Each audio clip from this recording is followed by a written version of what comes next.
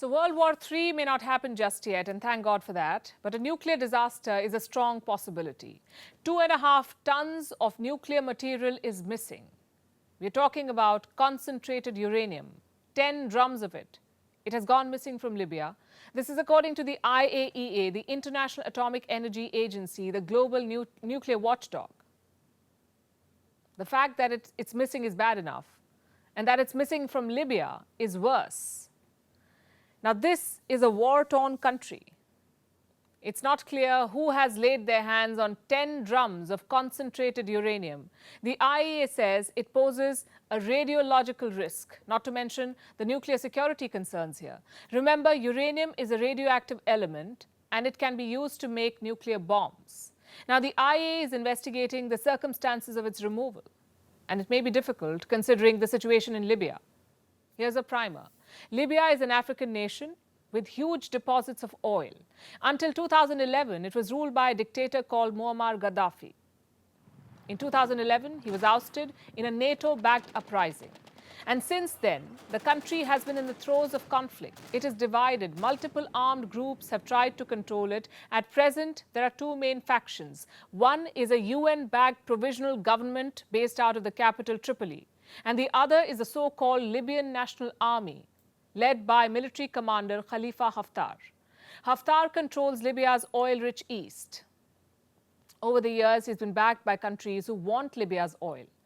Countries like France, Russia, Egypt, and the UAE, they've all supported Haftar at various points in time. Turkey has supported the government in Tripoli. So it has devolved into a proxy war, and ordinary Libyans have been caught in the crossfire. Now it seems nuclear fuel is being added to this fire. While the IAEA did not get into the specifics, it said the missing uranium had not been under Tripoli's control, meaning it is likely that Haftar's group controlled this material, and that is a very dangerous prospect. We are talking about an armed rebel group with nuclear fuel. They could have sold it for weapons, or they could be planning to use it, and we may never know. The uranium was a legacy of the Gaddafi years. This was when Libya was trying to make nuclear weapons. In 2003, Libya gave up that ambition. It declared its nuclear stockpiles. And that's how the IAEA knew where to look. But now that the stock is missing, we have literally tons of nuclear fuel unaccounted for. And this could have been prevented. The IAEA says it conducts checks every year. The watchdog was supposed to check on it last year as well. But the check was postponed because of Libya's security situation. And now we hear that 10 barrels have gone missing. The fuel is uranium ore concentrate, also known as UOC. Some of you may have heard of something called yellow cake. It is one of the most famous forms of UOC. Of course, there are other types that come in various colors. The IAEA has not specified exactly what is missing here, but all forms of UOC are a starting point for uranium fuel. Now, thankfully, a lot more work needs to be done before they can be used for weapons. But UOC can still be hazardous to human health, even in this form. So what happens now?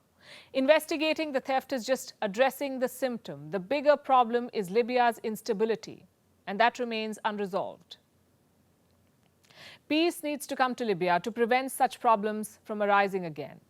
The United Nations is pushing for elections. And from what we know,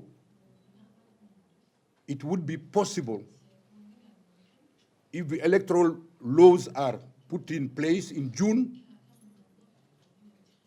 by the end of the year,